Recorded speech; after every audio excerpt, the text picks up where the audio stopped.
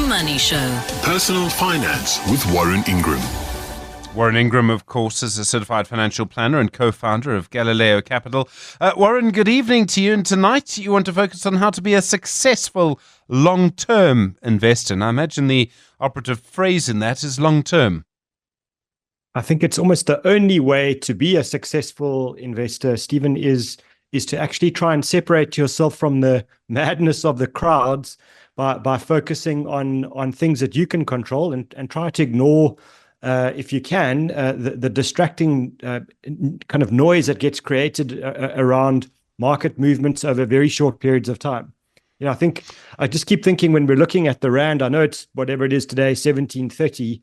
I think a lot of people would have been really surprised, you know, if we'd gone back 2 years ago and looked at the rand when it was testing levels of nearly 20 to the dollar, and all of a sudden it's at 17.30. It would have surprised a heck of a lot of people. And I can't keep thinking about how many people were just sending money, you know, out in droves overseas because they just were almost forecasting the end of our country. I think the phrase failed state was used a lot by investors. And just look at us now. The JSE is breaking all-time highs. The rand is strong. The economy is not doing as well as we want, but the market is doing well, and business sentiment is improving all the time. And just shows you that 2 years is a heck of a long time for people that are trading and speculating, but for a long-term investor who had a long-term focus, this would have been a blink of an eye. Sure. Okay. So some fundamental principles, and one of the first things you want to talk about is how you define your time horizon. I suppose how long you're investing for. Exactly right. So a lot of people, you know, when you talk to them about growing their money, they just say, "I just want to grow my money." And you know, that's great. We all want to grow our money, but that's a bit like saying, "I want to go on holiday." And then when you ask them where they want to go, they go, "Well, anywhere." You know, well, that means you're pretty much going nowhere. You have to have a clear destination when you're investing your money, and a destination in this case is a time frame. So if you've got very young children and you want to save for their schooling, or maybe, you know, high school or university, then that's a clear time frame. It could be 7 years or 12 years or 13 years. And that helps you make some very sensible investment decisions, because you're now saying, if I've got another 13 years to go before I'm going to need this money, I'm not too worried about what's going to happen to the stock market or the rand or whatever it is over the next 1 month or 3 months or 6 months, whatever it is, because you're not worried about that. You're worried about 13 years' time. And then all the noise that gets created by investment markets booming or crashing, you can pretty much ignore. And I think it's the thing that we have as an advantage as private investors over all the big professional investors out there. Those money managers that are looking after pension funds and unit trusts.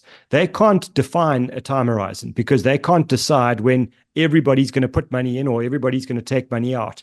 And we can do that. And so I think defining your time horizon, is probably a superpower, I'd like to say. I don't think it's an exaggeration. If you can set a time horizon, and then most importantly, don't do anything to change your time horizon once you start. So if you're saying 13 years, the investments that you should be making are largely going to be in the stock market, because that's a very long time frame. And then don't worry about what the markets are going to do in the short term. Just keep adding and keep saving, and that will get you your investment success over time. Don't worry about what's going on day to day. And then obviously setting clear investment goals. I suppose what you're going to use the money for. What you're going to use the money for and why. You know, I think it's difficult sometimes to maintain course. You know, there are always good reasons why we need to draw on our money. If we just look at all the news stories around people drawing on their retirement funds in this new two-part system, there are good reasons why people are drawing their money, but some people aren't. You know, some people are just drawing the money and not necessarily using it very well. And the reason is they don't have very strong motivation or motivated goals for their money. So, you know, again, looking at what will motivate you and what will help you stay the course with your investment strategy. So it's slightly different from setting a time horizon. Now it's about saying it's meaningful to me to invest for my child's education. That will enable me to not draw on that money and go and buy myself a new car instead of, you know, setting aside a university fund. Or I watched my parents, you know, work until they were 85 because they never had enough money in retirement, and I never want to do that, and I never want to expose my children to that, and therefore I will save for retirement. So it's being very clear in your mind as to why you're doing these savings goals or these investment goals, and then using that motivation to help you stay disciplined and committed to your goals when it's very tempting to draw on the money for other short-term reasons. I suppose just to have the goal is the important thing, and then obviously your portfolio, you've got to diversify that. I mean, I think we're probably going to talk about diversification for the rest of our time together, Stephen. And I think it's so important because it's the one thing that will get you through the bad times. If you've got a 13-year time horizon, just to stay on that as an example, that means that you should be investing in a broad range of shares. You can do it in an index or a unit trust, and you should be investing in South Africa and overseas. And the reason for that diversification is you just simply don't know what's going to happen to the world and to stock markets over a 13-year period. What I can say with confidence is that if you're investing mostly in companies and mostly in shares, that you can back the management of those businesses to do what they do, which is to grow and adapt to the environment. And so you need to stay invested, and you need to make sure that you can spread your risk so that if you own a share, let's say a Steinhoff or an African bank that blows up on you, it's not going to be catastrophic to your position because it's only one of very many investments that you hold. And I think if you've got a long time horizon, the other secret here is set a nice diversification goal for your portfolio. Make sure that you mostly invested in shares, but also allocate some money to property companies, to some cash and to some bonds. And when those do well, you'll benefit. And when one or two of them don't do well, that'll be okay. And I'm just looking at what the latest stats from the sectors in South African stock markets, and surprise, surprise, it's the property sector that's leading the way with a return, I think, of nearly 50% over the year. And that's astounding when you consider how much property companies have taken pain since COVID. So again, we wouldn't have been able to predict it, but if you have a nice diversification in your portfolio, you'll be benefiting now. And then in terms of strategy, you say you need to do a buy and hold strategy. In other words, you need to hold on to stocks for some time. We can't predict. We're terribly designed as human beings to be very good predictors. We can't even predict the weather accurately. So how on earth we can predict what the direction of stock markets will be over a 1 or 2 year period, or what the currencies are going to do, or what's going to happen with the advent of AI and whatever the new thing will be. And so if we're not good at predicting, we need to be humble enough to say that's not our superpower. And what we can do is we can set a goal and be a buyer of investments, whether you're investing as a lump sum or as a monthly amount. Just give yourself the goal that I'm going to buy and I'm not going to sell. When someone asked Warren Buffett, who I think is possibly the most successful investor of all time, how many times should I trade my portfolio in a year? He said 5, but then he kept quiet and he said 5 times in your life. And people thought he was joking, and he wasn't. He doesn't sell shares in his company, Berkshire Hathaway. He holds them for very long periods of time with the idea that they will deliver growth for him if he just continues to hold in all market conditions. And I think we can learn from that. You also say, though, that you should review your portfolio. So how do you review it if you adopt a buy and hold strategy? So what we're worrying about here is if we've said, okay, we've bought this diversification argument, and I think that maybe 40% of my investments should be in the JSE, 40% should be in the global stock markets, and the balance should be spread between cash, bonds, and property. Then what you need to do is, and I don't think do it very regularly, but I think once a year is very good, is just to see that balance is being maintained. So if the local stock market is starting to do incredibly well, and the international market maybe is not doing so well, you might find that 1 year from now, the local side of your portfolio might be at 60%, and the international side of your portfolio might only be at 20%. And the trick there is be disciplined in reallocating that money, because what you do in a strategy like that is you end up selling investments that are probably a little bit expensive and buying the investments that are a little bit cheap. And it forces a discipline on you to do what's unnatural, because most of us don't like to buy investments that are busy going down. In fact, we just want to sell those and keep buying more of the thing that's going up. The problem, Stephen, is that the thing that's going up is getting more and more expensive, and the thing that's going down is actually the one you want to start buying, because that's the one that's cheap and that's the one that's going to deliver you growth. So by reviewing your portfolio on an annual basis, you're not trying to trade and you're not trying to predict what's going to happen. You are being a buy and hold investor, but you're ensuring that that diversification that we've spoken about is maintained, and a straight discipline in terms of having to ignore what's going on in the world because you don't care. All you're worried about is your goal and your desired allocation, and is it still correct for you? When you do that review, is it a good idea to do it with someone? I mean, not necessarily a professional, but what I'm saying is have 2 or 3 minds in the room rather than just one.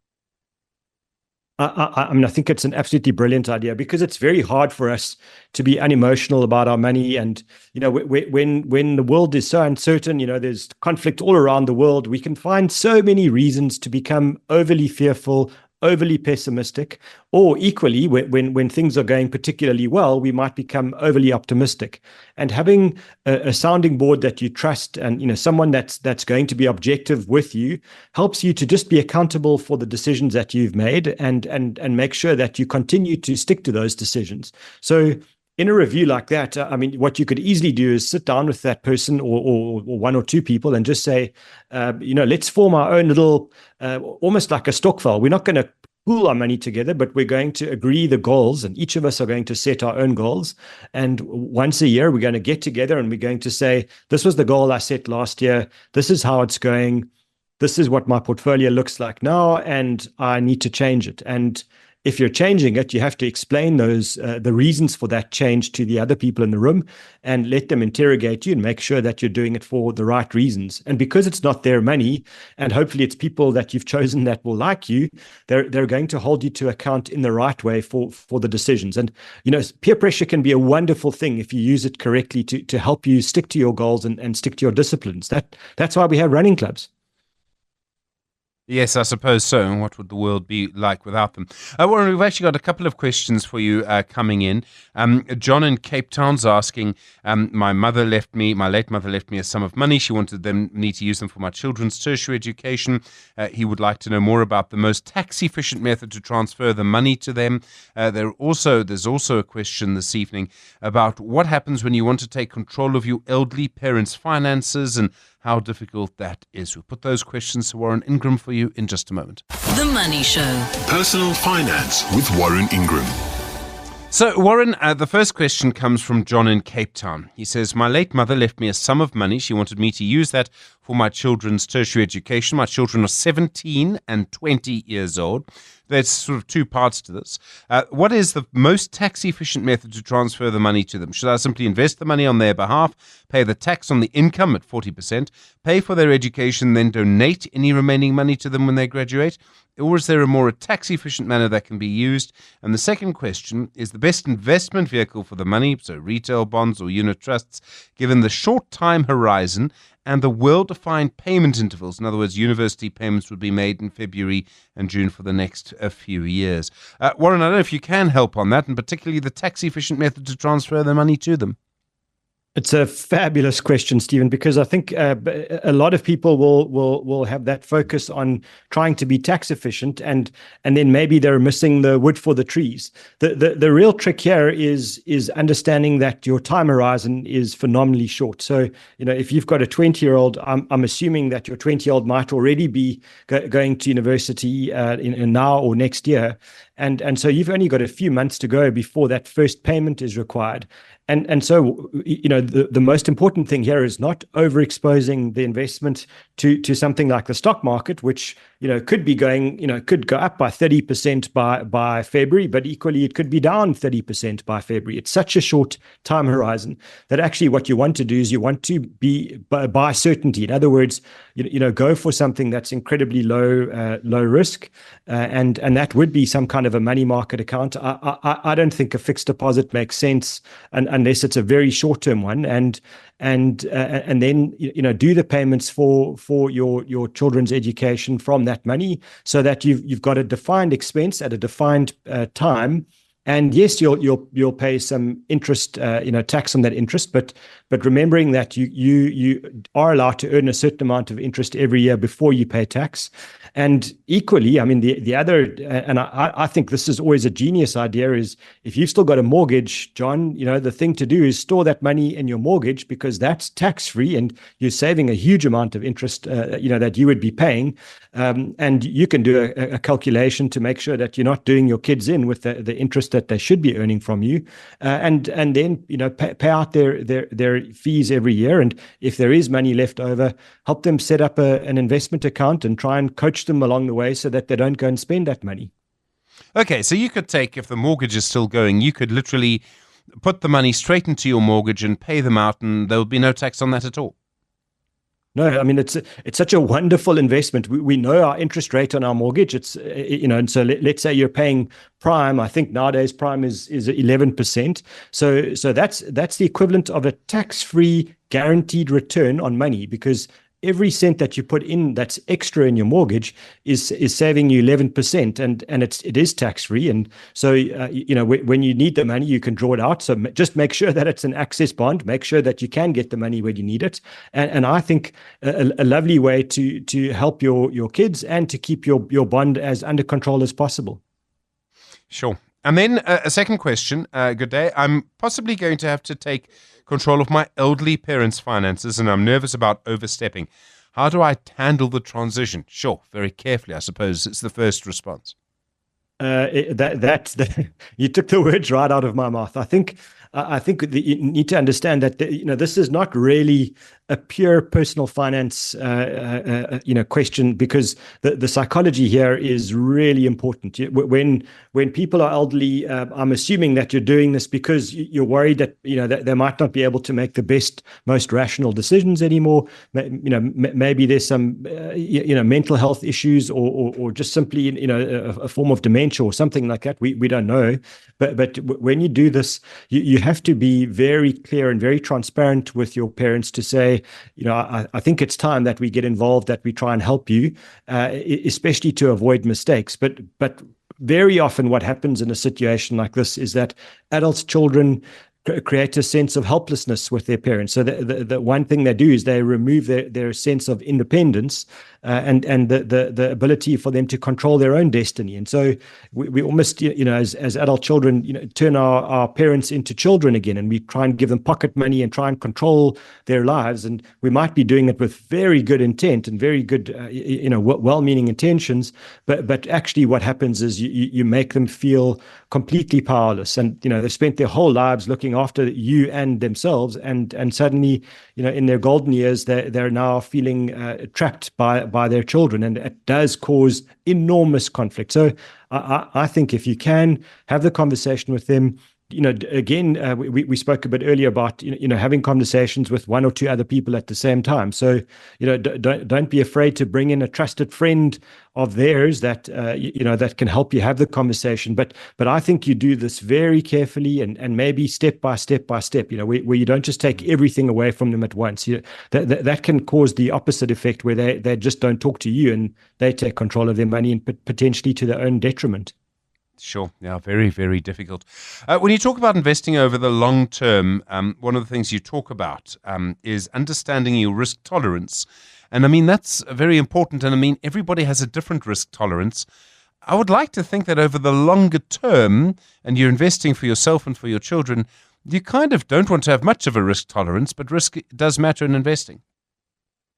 Absolutely. Saying to someone that, you should have, using the example I used earlier, where you take 80% of your 13-year money and you put it in local and global stock markets, and you spread the rest across cash, bonds, and property. That's all good and well, but if the person that's making the investment decisions will start to develop a real sense of fear and panic when the stock market goes down and they start losing more than 5%, what will actually happen is that they will make some really bad investment decisions. So even though on a rational level they know that they're long-term investors and they know that they should stay invested, some people just don't have the psychological tolerance for big losses, and it causes them to make the most irrational decisions that they will regret deeply later on once they're calm again. But it's a pattern and a cycle that we see repeat time and time again across thousands of people, right across the world. And unfortunately, it's got nothing to do with your education, your financial literacy, your relative wealth or not. This is something that's a deep-seated emotion, much like a fear of snakes or a fear of heights. So it's important to know what you're going to do if your portfolio goes down. If you can tolerate a decent loss and you understand why and you're not going to panic, by all means, allocate a large portion to the stock market. But if you are going to panic, you need to find a much lower risk investment that will allow you to stay invested for the long term. And then obviously within all of this and all of the decisions that you have to make, you have to try and keep your emotions, you've just been talking about them, you have to keep your emotions as far away as possible. Yeah, and I feel that there's this horrible phrase called FOMO, fear of missing out, and I don't know who coined that phrase. I wish it. I mean, it's valuable in one way, but if we just think about the cryptocurrency craze of a few years ago, maybe the AI craze of the last sort of 18 months, people they're so afraid of missing out on the next big thing and of not being able to double their money in a very short space of time. And so we can get hooked by being overly optimistic and kind of caught in the hype of investments. And usually what happens is we buy something just before it implodes and costs us an enormous amount of money. So in this instance, control your emotions. Don't worry about what everyone else is doing. This is not a horse race. This is you running your own race according to your goals and your objectives, and just ignore everybody else. Good advice for so many things. Warren Ingram, thank you very much indeed. Personal Finance Tonight with Warren Ingram, the co-founder of Galileo Capital.